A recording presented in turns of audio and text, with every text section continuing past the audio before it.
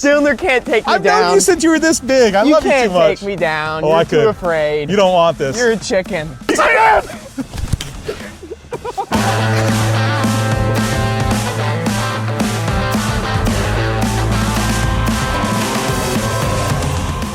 We are here with Matthew Dillner, Dirty Mo Media alum. But more importantly, you're a Bowman Gray legend, and you're our expert to show us around here today. Well, I'm a Bowman Gray guy. I don't know about the legend part. I was about to be like this, and I'm like, oh, no, legend, no. I'm no legend. You're the Bowman Gray guy. Maybe in my own You are our mind. first call. We're like, oh, we're about to go to Bowman Gray. Like, we got to call Dillner up. This is my place, man. I love this place with all my heart. You haven't seen it yet. We just crested this little part, and I'm like so excited that I was like, oh, I want to go, and they're like, hold on a second, not yet. Let's check it out. Yeah, let's do take it, a man. look. I mean, this is my place, man. I mean, ever since I moved down to North Carolina, I've never found a place that captured my imagination like Islip Speedway did as a child. And when I first came in the gates here, it was like you walk in up there and it was like, oh my God, I'm at Wrigley Field. And then you're sitting down, the sensory overload of the race cars and the smells and the sights and the red and white walls and the atmosphere of the crowd. It instantly like captured what I felt as a kid at a racetrack. You know, you talk about the red and white walls. These are brand new. There's Yes, safer barriers. Safer barriers. What's so odd? What do you think? I think it's great. I mean, there's some people dogging it right now. Because it's like I'm not the gonna miss original. Armco and catch fences and him and Han. People don't like change. Yeah. And guys like me that love history in particular, we do not like change. Like, if we could keep this place like it was in 1982 forever, I would do it, right? But anybody that complains about change is a fool. You know, this is progress. This is great change. This is going to ensure that Bowman Gray is around for a long time. And you know, they care about the place. NASCAR cares about the place, man. And you know, as a guy that cares about the place, if I see positive things going on here, you have to be in love with it. Yeah. You know, I'm going to miss the old Armco barriers because they had this mystique, and every crevice and every bend and every hook and every scratch and every gouge told a story. Yeah. But, I mean, things change, you know? New stories can be told with Yeah, these. exactly. Look, you wanted to check this out over here. This is what I'm so curious about, because over here, we affectionately call this the can opener. Okay? Right here? I mean, Yes. he's just looking right there. This is nothing compared to what the can opener used to be. So the can opener was over here because the stadium is built right here, and this is where it juts out, right? So the old way, you had like the 2x4s, the 4x4 post, the railroad tie post right here, and the wall kind of hooked out, like jagged hooked out. This is nice and smooth. I will say I think it's taken a little bit of real estate away from the track off corner exit, because this is kind of the pavement line right here. So this is actually the first time I've seen this. Yeah, you can see where it overlaps over there too. Yeah, so basically the only difference is there's no difference in space. You could tell the pavement line and knowing the stadium like I did. Yeah, right There's here. no real estate lost right here by this wall. I will say though that it would typically come here. So this little chunk of like maybe, what is that, 40 feet? Yeah. Is a little less real estate, so it's going to be tighter. I mean, even tighter. Yeah, just looking at the exit of this corner here, that is not a lot of space Well, for these cars to come off of the turn. Yeah, you could see the exit and the groove. You could still almost see a little bit of the rubber from the 2024 season, and it comes right out here to this. So the groove is like when I raced here, the groove is basically you're basically trying to get your right rear to almost touch the wall, and it's the same thing. You know, the can opener has its cousin over there in turn number 3. Yeah. Which it's a jut out as well on corner entry. So this track, I mean, I can already see it's unique. Oh. Corner exit, turn 4 is different than turn 2, which is more difficult. This seems like it'd be more difficult, don't you think? I think 3 and 4 is more difficult. I've always thought that. And from driving, I thought they were pretty similar. I think the exit of 4 is more difficult. I think the exit of 2 is very open. Yeah. And I felt that way, at least in the car. From the aerial, it looks very symmetrical. But it's just a tough place to get around. People don't realize, oh man, it's just a racetrack around a football field. Oh, what big deal is that? It's fake racetrack, parking lot racetrack, all the stupid things that people say about this place, right? Okay, get your butt down here and try to get a car slow down and get it to turn with no banking helping you. No. And corners as tight as it is, real estate as close as it is, and close corner racing as close as it is, this is one of the harder racetracks you're going to race at. How are the Cup cars going to do here?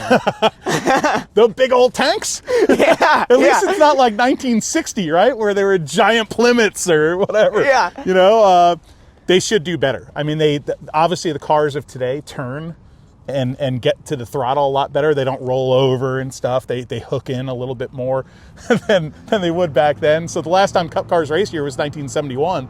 So there's a big difference between the Cup cars that last raced here and then going with Dale to the test here when we tested the next gen car before that became a thing here.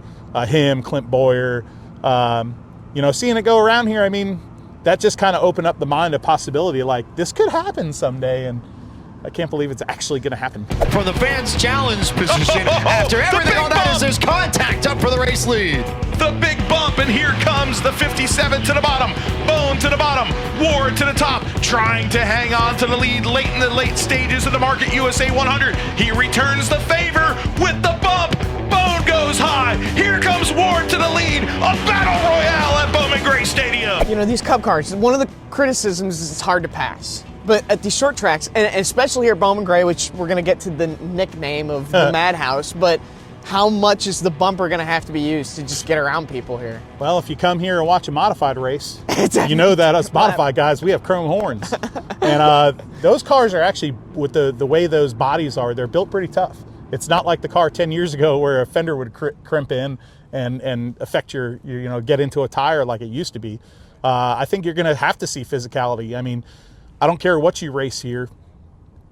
You know, you got to get a little physical sometimes to get by somebody. The key here is to try to get somebody off the corner. So a lot of times you can't get a guy off the corner. It's so tight. Yeah. So if you can suggest a guy into the turn, you know, you don't have to dump him. That's a You good don't have to phrase. It's just a little suggestion. Just a little suggestion. One of these? Just a little suggestion. Okay, I got I'm not it. going I like got it. this and blasting you across the corner. I'm just like, hey, what's up, Kurland? Just a little suggestion. All right, I got it. Okay. All right. Yeah. That's how you get real estate, man. But I don't like this. And now there will be a fight. Billy Andrews has left his car. He's on the side of Grayson Keaton's car. Emotions exploding here at Bowman Gray. A kick to the side of the car. The police have entered the football field trying to restrain him. This place, you know, it's also a football field. Yeah, you're done. would love to see. You just want to see me run. I want to see, tackle him? Well, no, I don't. Oh, I'd love to lay him out on the 50. I mean, I love Kurland, but it would be cool. I don't know. I'm not going to do it. I'm not going to do it. Yes, I am.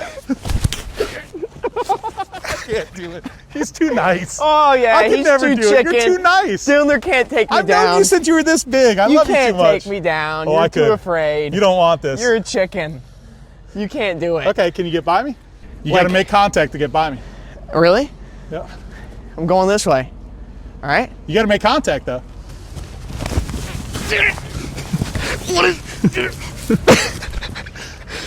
I mean, 2 minutes for holding First fight of the year. at Bowman Gray. They usually don't fight until April, not January. Who would have thought? Kurland and Dillner. The track again, he slides up wide, and Zach Staley again will bounce off of each other as they take the white flag. He monster trucks them. Here they go, climbing all over each other. The K train is done. So is the 7. Here comes the gumball machine. Down the straightaway they go. Yellow flag is out. Oh, Zach Staley has turned from the hero to the villain. You know, we're like walking towards turn 1. You're talking about, you know, giving people some suggestions to Yeah. get them out of the way. I've heard the term chick move used a lot when describing getting around someone at Bowman Gray. So like what So Freddie Kraft say that? what is a chicken move versus what's fair? And is there a very clear line? No, the line's blurred. I mean, Bowman Gray, here's the thing. If you're a soccer fan, you don't compare American football to football, Yeah, right. okay? They're two different things. Bowman Gray is an anomaly. It's totally different. The rules do not apply, okay? There may be rules, but most rules kind of get a little blurred. Yeah. And what's, would be right at Tri-County Speedway or Hickory Motor Speedway or at Kansas Speedway or some big cup track or Bristol, those rules don't apply here. Things are different here. And everything's different here. The culture is different here, on the track and off the track. I mean, let's get to it then. It's called the Madhouse. Why? You see it right here. You can easily call it the Madhouse because of the style of racing, because it's the wildest little bull ring in America. But it's really the 16,000, 17,000 people that pack this place on a Saturday night for a local racing. They are so hardcore. You think the drivers here are hardcore? The fans here are 12 times more hardcore. It's like some of the things that I've witnessed here in the grandstands, just you don't see at racetracks. I mean, somebody wrecks or something happens and people literally lose their minds. It's not like, oh, my guy wrecked, oh, boo. No, people are going banana lands. It's like, what's the craziest thing you've seen then? A fan do. I've seen a lot of crazy fan things here. Oh, wait. Okay, so one of my favorite ones was, I was here early. They were practicing right before the race, and I saw this little boy sitting in turn 2, and I was sitting on the bottom as a fan. I took a week off from Cup to come here. And he had a little carnation or rose on the facade of the stadium.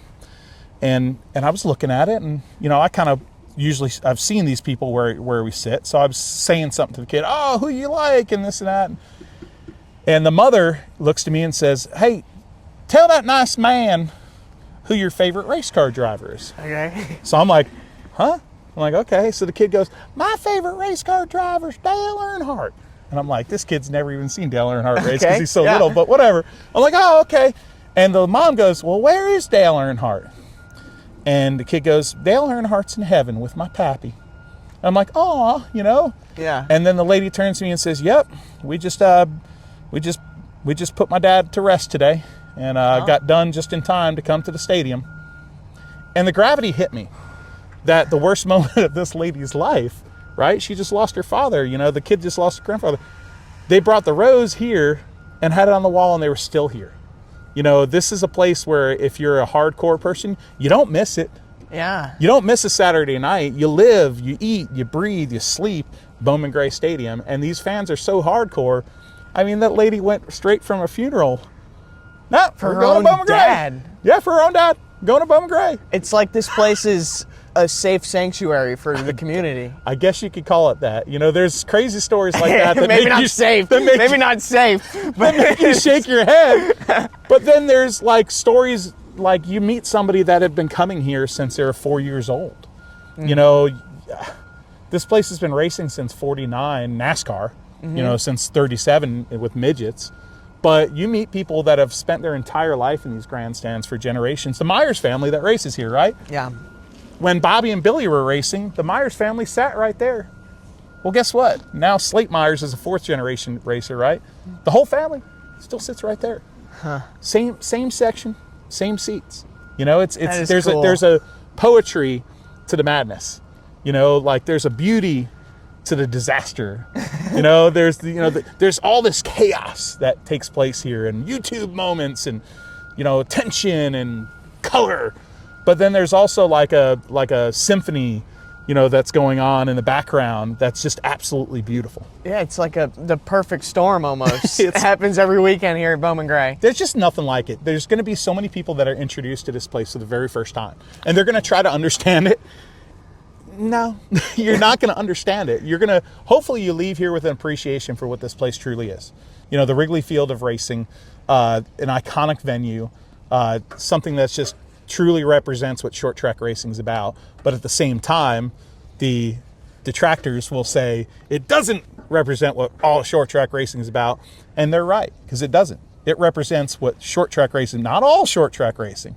This place is an anomaly. This place is unique as the day is long, and there's nothing like it in the world. Man, all right, last question I got for you. How cool is it just going to be to see the Cup cars racing here? Would you have ever thought it would happen again? Nope. I mean, when you look at things historically, they haven't been here since '71. And there's a lot of people that felt like a NASCAR abandoned this place. And I always thought that was just the wrong feeling. You know, I'm not trying to sound PC, but NASCAR's always been a part of this place. You know, from touring series, you know, from the national level to touring series to holding races here. It's the longest running NASCAR weekly track. It's been running weekly here since 49. Bill France promoted this place in 49, you know? And it's like, thinking about the Cup cars being back here is amazing. So much so where for Christmas, I brought Hudson Gray I bought him a ticket. And he and Daddy are going to go sit in section 19. Man. And I'm not going to work on Sunday. Soak it in. And I'm going to sit with my son and watch a Cup race around Bowman Gray Stadium. That is so cool. What? Hudson Gray. Did you name him after this place? His middle name, his first name is after the great Hudson automobile. And, you know, with the great lineage that it had. And yeah, his middle name is after Bowman Gray. Wow. I didn't grow up here. You know, I grew up Islip Speedway, Stafford Motor Speedway. This place right here captured me from the second I walked in. And it's been a huge part of my life, from the fun factor to even the professional factor, and just getting to know people in the pit area and in the grandstands and behind the scenes. This place has a soul that's unmistakable. So, what got you hooked that first time you walked in here? Like I said, you cannot walk in here and see the archways and get that first visual when you come through the top and you walk through the archway and you see this massive Coliseum. You know, it's like a Roman Coliseum. Yeah. You know, the architecture is beautiful. And when you're standing up there and you see that for the first time, and you're like, whoa, where the heck am I? Because I've been to 200-something racetracks in my life. I've never been to anything still to this day that even comes close to the atmosphere this place has. And then when the racing starts, and you're like, are you kidding me? It's a new level. Like I always say, you pay $12 to come in. You feel like paying $12 on the way out. You know, it's no joke. There's almost every week, even when I'm announcing here, getting paid, I feel like I should leave and leave a tip. Billy Andrews is not happy. He is not happy at all, and they are wrecking on the football field at Bowman Gray Stadium after the race. They're not happy. Here comes Kid Brother. Big Brother is coming. The winner, Grayson Keaton, isn't happy. He strikes him. Victory lap destruction. They are not happy. As the smoke billows, we have a brawl. Sometimes a fight breaks out and you just happen to be in the middle of it. Have you been in those? I had a tendency of those in the Cup side. Yeah, what's one? I've seen your ugly mug on the TV, you know, as soon as people are breaking out. No, especially in the Cup side, you know, the Keselowski one's probably the most famous one with the big green jacket. At Texas? At Texas, yeah. And those things are great. You know, here at Bowman Gray, a lot of the fighting happens behind the fieldhouse, and I always say what happens behind the fieldhouse stays behind the fieldhouse. Some people say, hey, why don't you put a camera back there? And I'm like, no. Why not? No, yeah, hold on. Why not? No, we don't want to. There's certain things that we just should leave to mystery. Ah, you know? The legend of the fight behind the fieldhouse. A lot of fights happen here on the track. Heck, the last race of the season last year, you had two brothers getting into it with another guy, and they were spinning each other out, and the other brother who won the race said, "You're not wrecking my brother," and he went out in the infield. I mean, it was on, you know? But those moments are magical, but it's not all wrecking people, you know? Like last year, you know, was a reminder, Pinang won. Have you ever heard of Pinang? No. It's half Pinto, half Mustang. It's a stadium stock, penny stock. All right. And it's a legendary car in these parts. And anytime Pinang wins, it's like this underdog kind of thing. It's a rusty old Pinto, half Mustang car that the fans love. And, you know, last year he won again. And I remember a few years ago calling him to a win, a 3-wide photo finish across the start-finish line here. And I lost my mind. I was on the call and I'm like, Pinto! Things are of lore and legend in motorsports, but this one reigns true at Bowman Gray. Pinang! You know, but it's like, this place does it to you. You know, I don't care where you are, whether you're sitting in the stands on a blanket or, you know, working it or whatever, you know, this place will grab you and before you know it, you get it. It's a magical anomaly here at Bowman Gray. Man, I can't wait to see these Cup cars racing. And I also will take you up on Saturday. And by the way, I'm going to take you up. This is by far not the last time I'll set foot. I'm holding you at this to it. place. Oh, dude, I'm in. Because if not, I'm not going to suggest you. I'm going to wreck you. Oh man, I'm gonna go suggest someone on my way out here, the parking lot. Dillner, man, thank you so much, and I can't wait to see this place in its full glory come the Clash. Oh yeah, Clash is going to be sick. I mean, they don't call it the Madhouse for nothing, and there's nothing like it. And I'll be working it on Saturday and sitting in the stands on Sunday. Gotta love it.